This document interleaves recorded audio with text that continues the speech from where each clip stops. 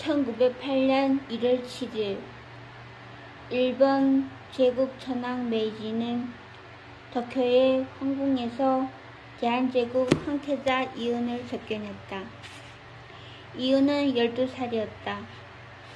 한국 통감 이토 히로부미가 한국 황태자의 보육을 책임지는 태자태사의 자격으로 작년 말 이은을 서울에서 도쿄로 데려왔고 이날 메이지의 어전으로 인도했다. 메이지는 일본 제국 대원수의 군복에 군도를 차고 있었고 이은은 기모노를 입고 있었다.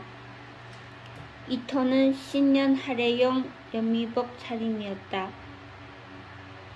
메이지가 군복을 요구한 것은 아니었으나 아침에 일정을 시작할 때 군복은 미리 준비되어 있었다. 도쿄에 주재하는 서양 여러 나라의 외교관들이 이날 접견의 분위기를 주시하고 있으므로 지엄한 법도와 위엄을 보여야 한다는 것이 신하들의 중론이었을 것으로 메이지는 생각했다. 메이지는 이전의 세부 사항은 신하들의 뜻에 따르는 편이었다. 군복 단추를 끼우면서 메이지는 조선의 어린 황태자에게 주는 인상이 지나치게 위압적이어서는 안 된다고 생각했다. 서양 외교관들에게도 일본이 조선을 문명적으로 대하고 있으며 일본 천황이 조선의 어린 황태자를 아버지의 마음으로 자애하고 있음을 보여주어야 했다. 조선 황태자는 인질이 아니라 문명한 교육을 받게 하려는 조선 황제의 요청에 따라 일본 천황의 무육에 맡겨진 것임을 세계에 알리려면 군복 차림은 어색했지만 신년의 첫 접견이므로 범하지 못할 마음의 위엄은 필요할 것이었다. 메이지는 군복을 입으라는 신하들의 마음을 그렇게 헤아렸다. 두려움은 못 느끼듯이 느끼게 해야만 흠뻑 적게 할 수 있을 것이었다. 메이지는 1852년 임자생으로 만 14살에 황위에 올라서 재위 40년을 넘기고 있었다. 성인이 난면해서 천하의 소리를 듣고 밝음을 향해 나아가며 다스린다. 라는 중국의 역경에서 명, 치 두 글자를 따서 치세의 연호로 삼았는데 사람들은 밝음을 향해 나아간다는 뜻으로 천황을 호칭했다. 메이지의 치세는 힘을 향해 나아갔다. 그의 시대의 밝음은 힘을 따라오는 것처럼 보였고 시대는 그 힘을 믿었다. 천황의 군대는 청일전쟁, 러일전쟁에서 이겼다. 천황의 무위는 세계에 떨쳤고 아시아의 산과 바다에 시체가 쌓였다. 천황은 신사에 나가서 여러 전선의 승리를 열조에게 고했고 꽃잎처럼 떨어진 충혼들을 진모했다. 천황은 사해가 평온하고 백성들의 삶이 아늑하기를 기원했다. 천황이 신사에 참배할 때 삼엄하고 슬픈 기운이 당내에 가득 찼다고 사관은 기록했다. 이토는 대한제국 황제 고정을 위협해서 퇴위시키고 차남 이척을 그 자리에 세웠다.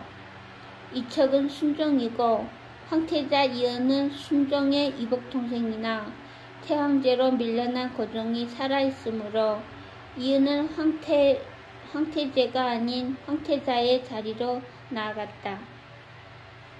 순종은 황위에 오른 뒤 국내 정치에 관하여 통감의 지도를 받기로 협약했다. 내각총리 대신 이완용과 통감 이토 히로부미가 협약에 도장을 찍었다. 순종은 황태자 이은을 일본 유학을 명분으로 인질로 삼으려는 이토의 강요에 저항하지 못했다. 이은을 보내면서 순종은 조서를 내렸다. 황제는 말한다. 우리 황태자는 영특하고 슬기로워서 실로 구멍다운 덕이 있으므로 일찌감치 유학을 보내야 하고 깊숙한 궁중에만 있게 해서는 안 된다. 그래서 태자태사인 통감 공작 이토 히로부미로 하여금 일본에 데리고 가서 도와주고 깨우쳐주게 하며 모든 것을 대일본 제국 대황제에게 의지해서 성취하려 한다. 이것은 우리나라에 처음 있는 일이며 우리나라가 끝없이 경사롭게 되는 시초이다. 순종은 이가 여러 개 빠져서 말할 때 목소리가 흩어졌고 캄캄한 입속이 들여다 보였다. 황태자 이은은 인천에서 기선을 타고 바다를 건넜다. 이토와 한국의 동궁대부가 이은을 수행했다. 이은은 선실 안에서 동그란 선창으로 바다를 바라보았다. 저녁의 바다는 고요하고 먹먹했다. 어스름이 내려앉아서 물과 하늘을 구분할 수 없었다. 이토가 손가락으로 바닥을 가리키며 말했다. 전하, 저것이 바다입니다. 바다를 본 적 있으신지요? 이은은 대답하지 않았다. 이은은 바다를 본 적이 없었다. 아버지도 또 그 아버지 왕들도 바다를 본 적은 없었을 것이다. 이토는 또 말했다. 물이 다하는 곳에 큰 땅이 있고 그 너머에 또 물이 있습니다. 큰 배를 타면 이 물을 건너갈 수 있습니다. 지금 가고 있습니다. 이런 큰 물이 어떻게 있을 수가 있는가? 이은은 바다를 이해할 수가 없었는데 바다는 눈앞에 끝도 없이 펼쳐져 있었다. 바다는 이은이 마음에 자리 잡지 못했다. 바다는 너무 커서 숨을 감이 없었는데 그 너머에 또 다른 세상이 있다는 것이었다. 이은이 도쿄에 도착했을 때 신바시 정거장에 메이지의 황태자 요시히토가 시종들을 거느리고 마중 나와 있었다. 요시히토는 20대 청년이었다. 요시히토는 이은과 같은 마차에 타고 별궁까지 동행했다. 옆자리에서 요시히토가 뭐라고 말했으나 이은은 알아들을 수 없었다. 이은이 귀에 일본말은 음이 높았고 새가 지저귀는 것처럼 들렸다. 마차는 도쿄 중심가를 지났다. 말들이 짐수레를 끌었고 사람이 탄 수레를 사람이 끌었다. 여자들이 유아차를 밀고 지나갔다. 칼찬 군인들이 통행인을 밀어붙이고 이은이 탄 마차에 길을 터주었다. 거리의 사람들이 마차를 향해 절하고 만세를 불렀다. 여기서 물 건너 세상이로구나. 여기에도 왕이 있고 사람들이 짐을 끄는구나. 그러나 여기는 어째서 이렇게 다른가? 요시히토가 몇 번 말을 걸었으나 이은은 대답하지 않고 가끔씩 고개를 끄덕였다. 메이지는 이은이 앉을 자리를 가까이 배치하고 지시했다. 접견의 자리에 황후가 배석했다. 황후의 얼굴에 웃음이 자취가 엷게 드러났다.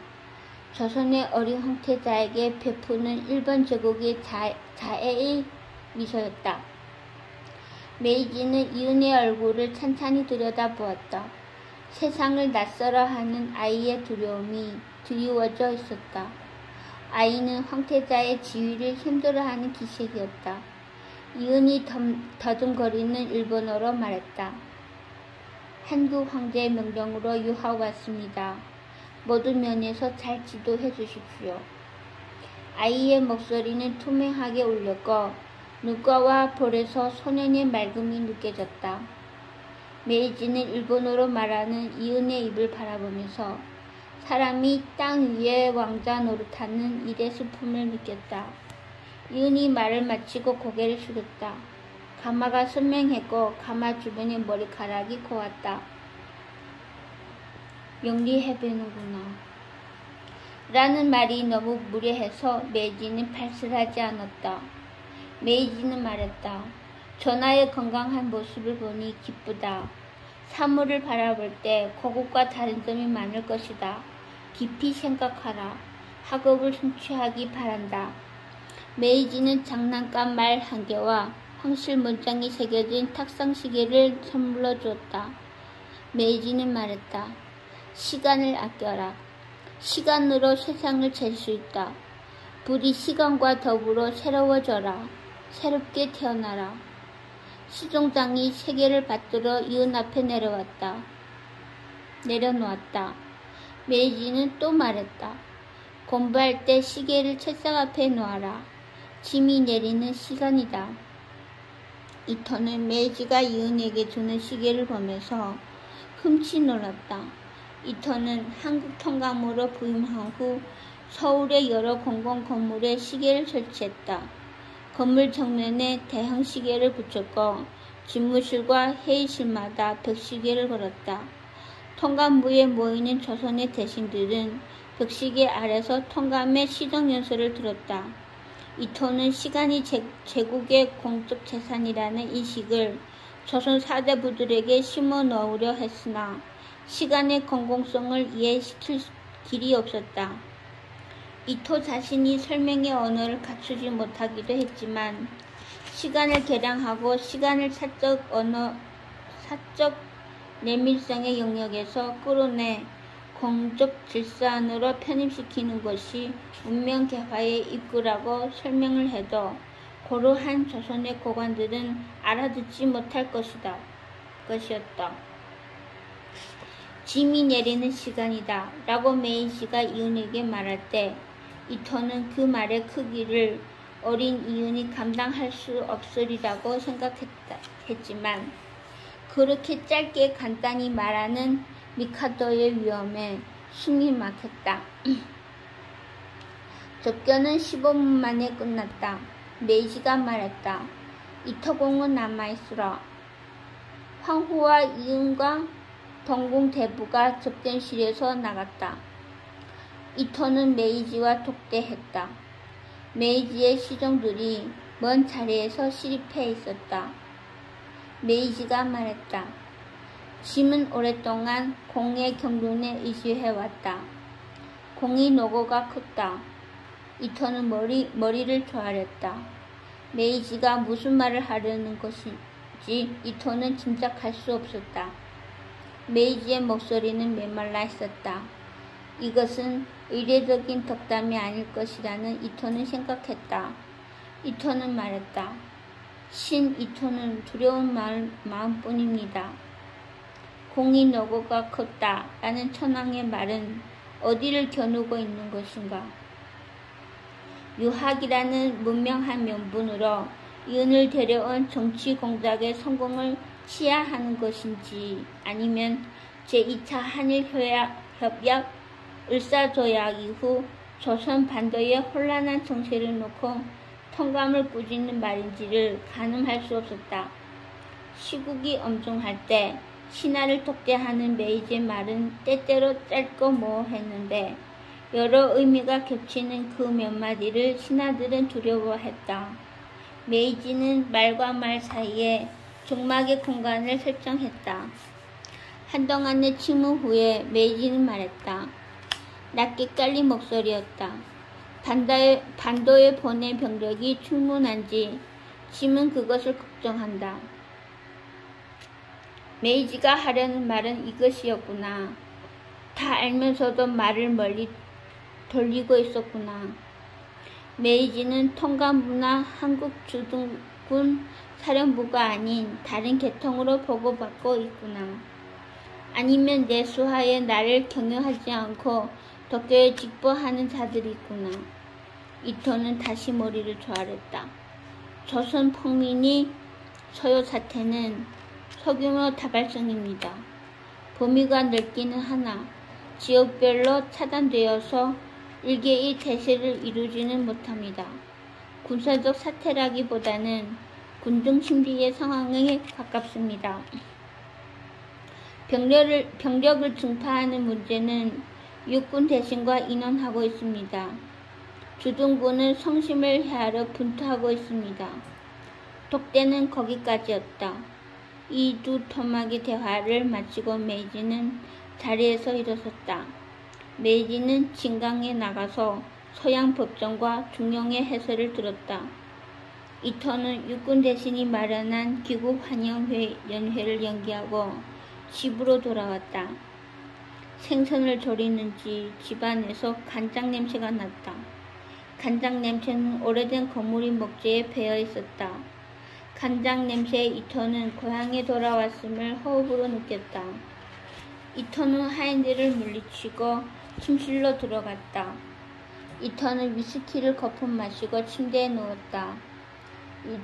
이터의 침대 팔찌에는 고대 이집트의 알렉산드리아 항에 건설되었던 파러스 등대의 모형물이 세워져 있었다. 이터가 주물장인에게 의뢰해서 제작한 청동제 스탠드였다. 모형 등대에 수면등이 설치되어 있었다. 동양과 서양, 대항과 대항을 연결하는 이 문명사적인 항구의 옛 등대를 이터는 거룩히 여겼다. 그것은 이 세상 전체를 기호로 연결해서 재편성하는 힘이 핵심부였다.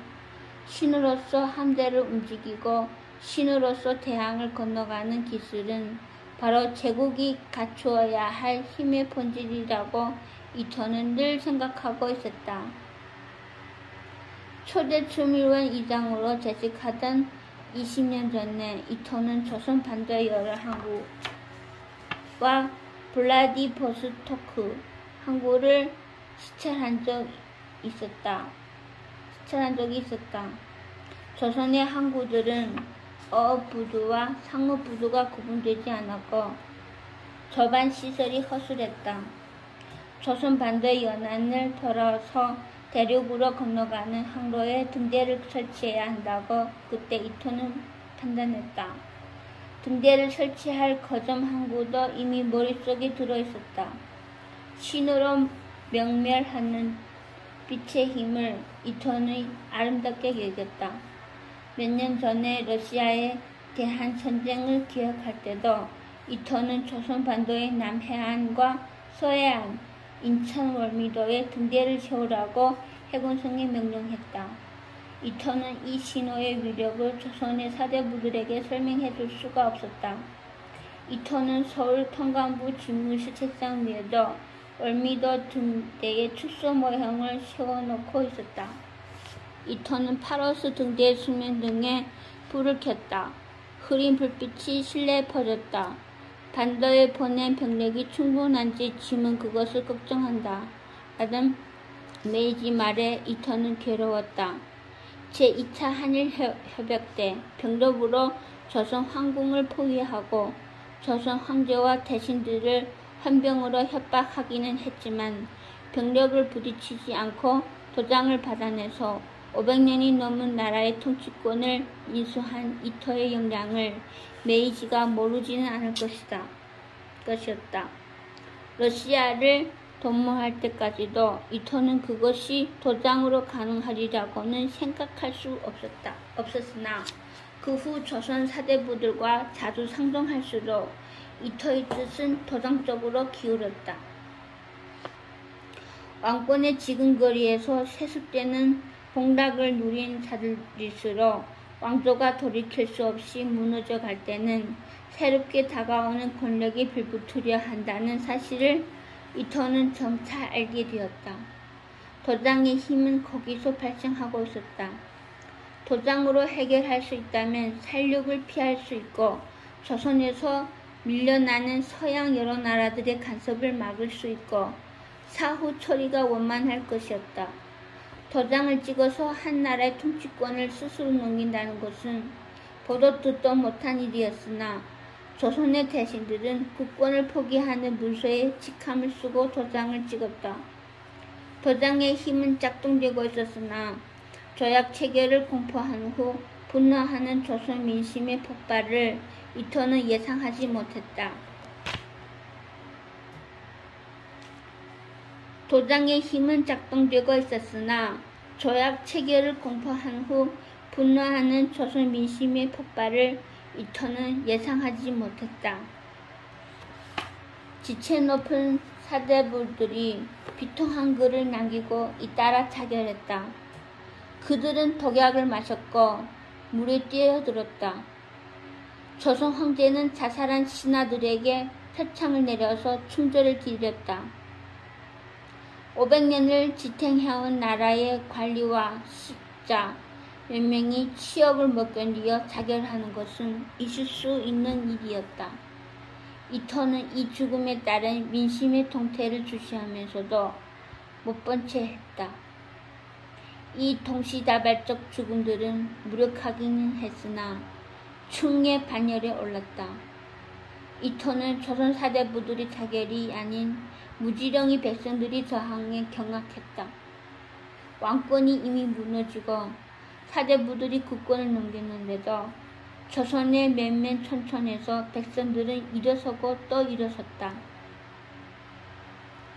서울의 통감부 집무실에서 이터는 날마다 주둔군 사령부에서 보내오는 폭민 대처 상황 보고서를 읽었다.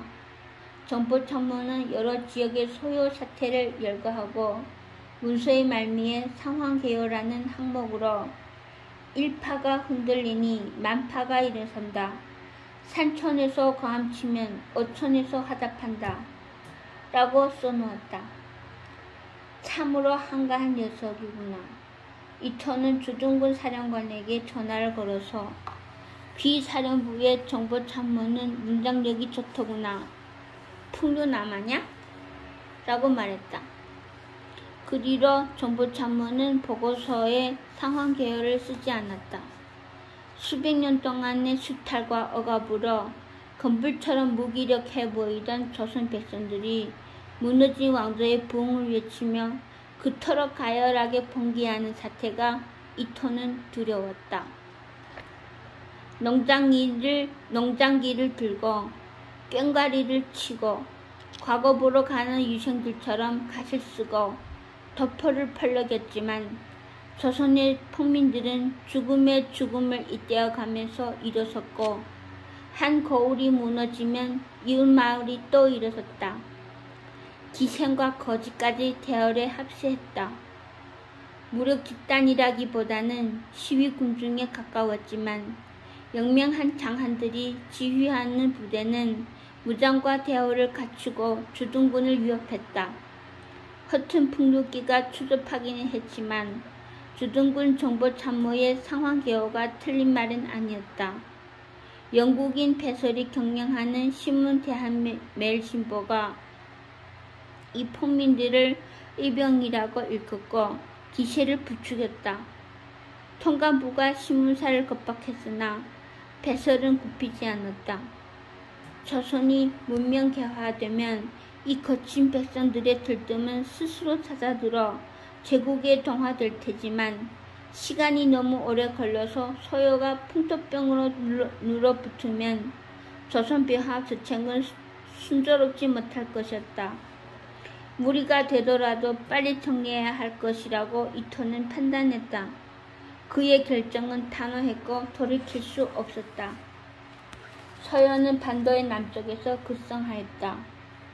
이토의 대토벌 계획은 빗으로 머리카락을 빗어내리듯이 반도의 중심부에서 남쪽으로 몇몇 촌촌을 뒤져 폭민이 동자를 석회 잡듯이 박멸해 내려가서 나머지는 남해바다에 빠뜨리자는 작전 구상이었다. 이토가 기획하고 주둔군 사령관 하세가와가 그 시행 방안을 확정했다. 이토는 대토벌 계획을 본국 일꾼성 외무성을 경유해서 내각 총리 대신에게 제출했다. 총리는 통감의 구상을 알겠다고 회신했다.